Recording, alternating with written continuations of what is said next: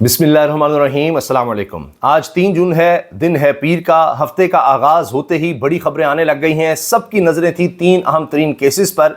एक तो मखसूस नशिस्तों का मामला है जिस पर फुल कोर्ट ने समाअत करनी है। फुल कोर्ट, तमाम जजेस, 13 जजेस सुप्रीम कोर्ट के समाअत करेंगे। हर तरफ यही खबर थी, सबको इसका इंतज़ार था। लेकिन इस खबर से पहले ही कि जनाब क्या होता है मखसूस नशिस्तों के मामले पर, किस तरह से हेयरिंग होती है, दीगर खबरें आने लग गई। एक तो जनाब इमरान रियाज खान, पाकिस्तान के सबसे मशहूर मारूफ, सबसे ज़्यादा सुने जाने वाले, देखे जाने वाले, पसंद किए जाने वाले सहाफ़ी इमरान रियाज खान को हज पर जाने से रोक दिया गया है। अब इसमें अजीब बात यह है कि उनको रोका नहीं जा सकता था क्योंकि उनके पास इजाज़त थी, लेकिन FIA ने उनको रोक लिया और कहा कि जी आप नहीं जा सकते। उनके खिलाफ कोई मुकदमा इस तरह का नहीं है और कहा गया कि जी आपका नाम भी नहीं है एग्जिट नोट लिस्ट में। लेकिन जब एयरपोर्ट पहुंचे हैं वहां पर उनको रोक लिया गया। वहां से इमरान रियाज और उनके साथ सदीक जान भी थे, दीगर लोग भी थे, सीनियर साफ़ी हैं सदीक जान भी, ज़बरदस्त आप जानते हैं। तो वो वहां से गए हैं इमरान रियाज सीधा अदालत, इस्लामाबाद हाई कोर्ट, तौहीन अदालत का मामला लेकर कि जी मुझे अदालत के अहकामात के बावजूद रोका गया है। अब एक ये चीज़ चल रही है। दूसरी तरफ जनाब खबर आ गई इमरान खान साहब को 2 और मुकदमात में बरीयत मिल गई है। बरीयत, जमानतें अलग चल रही हैं लेकिन 2 मुकदमात में बरी हो गए हैं। ये लॉन्ग मार्च से, आज़ादी मार्च से जुड़ा हुआ केस और दफ़ा 144 और तोड़ फोड़ और दीगर, इन 2 मुकदमात में इमरान खान, मुराद सईद और दीगर को इसमें रिहा कर दिया। नहीं, रिहा से मुराद ये बरीयत मिल गई, यानी ये केस ही खत्म हो गए। अच्छा, कुछ अरसे से हम देख रहे हैं इस तरह केसेस आते चले जा रहे हैं, खत्म होते चले जा रहे हैं। एक और मामला अदालती ही है और वो है कि लापता अफराद केस जो अब भी चल रहा है। अगरचे शायर अहमद फरहाद के बारे में पता लगा जी वो आज़ाद कश्मीर पुलिस के हवाले कर दिए गए हैं या वहाँ उनके खिलाफ मुकदमा है, वो केस चल रहे हैं और आकर अदालत में मोहसिन अख्तर कियानी साहब की अदालत में कहा गया कि जी अब तो ये केस ख़त्म कर दें हब से बेजा का।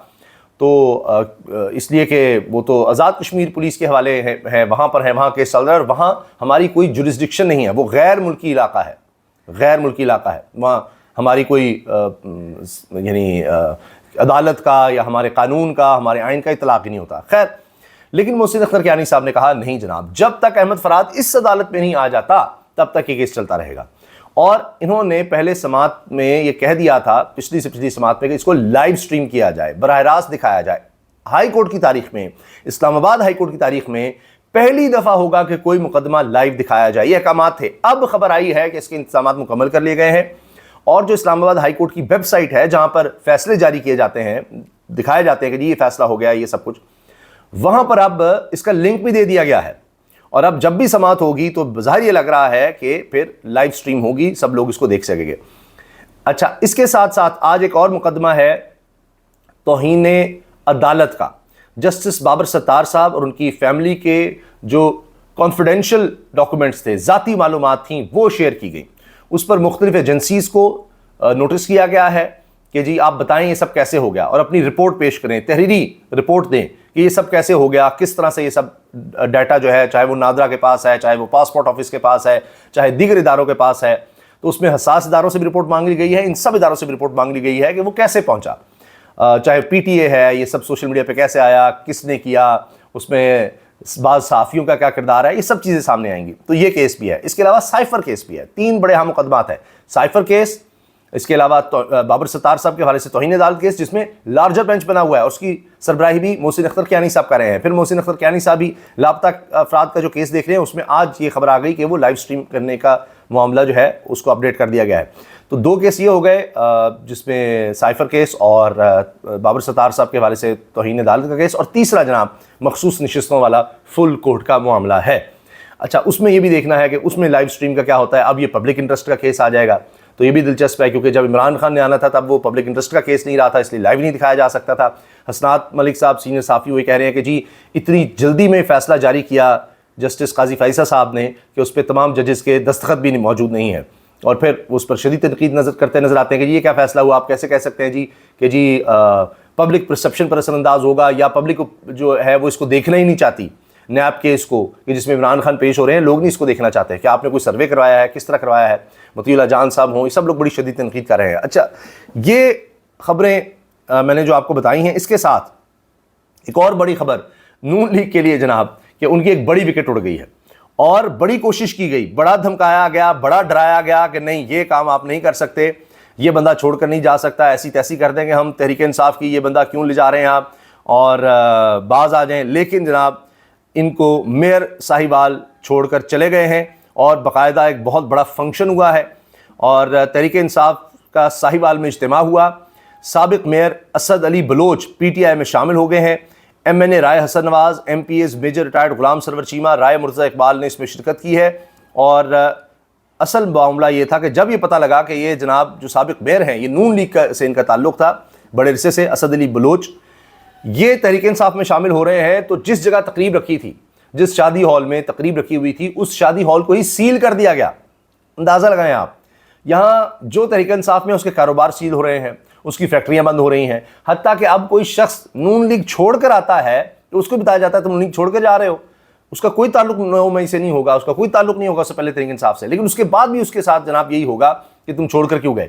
اب جو شادی ہال تھا وہ پہلے پیپلز پارٹی میں ہوا کرتے تھے، وہ صاحب جن کا شادی ہال تھا جہاں یہ تقریب ہونی تھی، اور وہ بھی تحریک انصاف میں شامل ہو چکے ہیں، تو وہ ان کا شادی ہال ہی سیل کر دیا گیا کل، اب یہ بلکہ پرسوں، اور کل پھر دوبارہ اجتماع ہوا اور اس میں یہ شامل ہو گئے. انہوں نے پھر کوئی اسی جگہ اوپن ایریا میں یہ اجتماع کیا جس میں شمولیت کا اعلان کیا.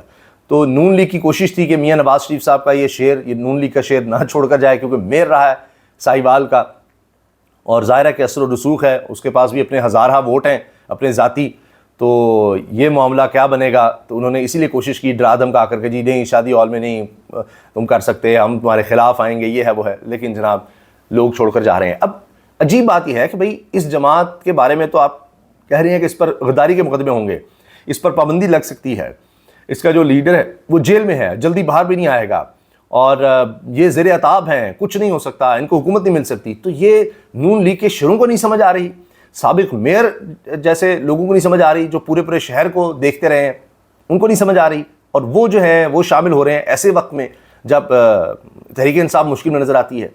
تو کیا چکر ہے؟ یہ تو کہتے تھے ختم شدہ ہے تحریک انصاف، تو اس میں لوگ شامل ہو رہے ہیں اور نون لیگ کو چھوڑ کر جا رہے ہیں. ان کے خلاف یعنی اپنے ہی لوگ، ایک لمبی فہرست ہے، محمد زبیر، مفتاح اسماعیل اور شاہد خاقان عباسی اور بہت سے ہیں جناب، سردار مہتاب عباسی ہیں، جاوید عباسی ہیں، سینیٹر، ایک لمبی فہرست ہے جو ناراض ہوتے نظر آ رہے ہیں. خیر، حکومت میں ہوتے بھی ان کے ساتھ جناب یہ ہو رہا ہے. حافظ حمداللہ صاحب جے یو آئی کے کہہ رہے ہیں حکومت کا حصہ بنیں گے اور نہ ہی اسے سپورٹ کریں گے کچھ بھی ہو جائے. پھر فضل الرحمان صاحب جو ہیں وہ جاوید ہاشمی سے ملے ہیں اور پی ٹی آئی سے مل کر تحریک چلانے پر گفتگو ہوئی ہے. اندازہ لگائیے، جاوید ہاشمی کی، اب یہ بھی نون لیگ میں تھے، اور مولانا فضل الرحمان، دونوں کی ملاقات ہوتی ہے اور کیا گفتگو ہوتی ہے پی ٹی آئی سے مل کر تحریک چلانے پر. اور یہ کہہ کون رہا ہے؟ جی او ٹی وی کہہ رہا ہے کہ تحریک انصاف کے ساتھ مل کر جو ہے تحریک چلانے پر گفتگو ہو رہی ہے. اور جاوید ہاشمی صاحب اور مولانا فضل الرحمان صاحب جو بیانات دے رہے ہیں، جو تقریریں کر رہے ہیں، وہ عمران خان سے، تحریک انصاف سے کہیں زیادہ سخت ہیں. حتیٰ کہ جناب اب عطا تارڑ صاحب بھی لاجواب ہو گئے. عطا تارڑ سے مولانا فضل الرحمان کے بیان سے متعلق سوال ہوا.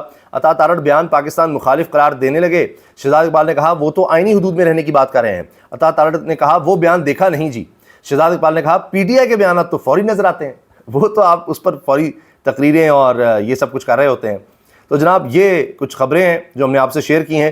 یہ جو 2 کیسز میں بریت ہے یہ میں بتا دوں آپ کو. آزادی مارچ، عمران خان، مراد سعید سمیت پی ٹی آئی رہنما 2 مقدمات میں بری کر دیے گئے ہیں، اور ان میں جناب ڈسٹرکٹ سیشن کورٹ اسلام آباد نے بانی پی ٹی آئی اور شامل قریشی سمیت متعدد رہنماؤں کو آزادی مارچ کے دوران توڑ پھوڑ سے متعلق 2 کیسز میں بری کر دیا ہے. جوڈیشل مجسٹریٹ احتشام عالم نے پی ٹی آئی قیادت کے خلاف آزادی مارچ کے دوران توڑ پھوڑ اور دفعہ 144 کی خلاف ورزی پر درج 2 مقدمات کی سماعت کی. پی ٹی آئی رہنما علی محمد خان اور اسد عمر عدالت کے روبرو پیش ہوئے، جبکہ تمام ملزمان نے بریت کی درخواستیں دائر کیں. عدالت نے بانی پی ٹی آئی شاہ محمود قریشی، اسد عمر، علی محمد خان، مراد سعید کو مقدمات سے بری کر دیا. بانی پی ٹی آئی شاہ محمود قریشی اور دیگر رہنماؤں کے خلاف تھانہ گولڑا میں یہ دونوں مقدمات درج تھے. تو ایک کے بعد ایک مقدمہ فارغ ہو رہا ہے اور سمجھ نہیں آ رہی کہ ہم نے یہ مقدمات اب کس طرح قائم رکھنے ہیں. راتوں کو عدالتیں لگا کر فیصلے تو سنائے تھے مگر اب یہ ٹھہر نہیں پا رہے، اسی لیے اب آپ دیکھیے کہ اپیل میں کس طرح سے معاملات کو لٹکایا جا رہا ہے. اجازت دیجیے، اللہ حافظ.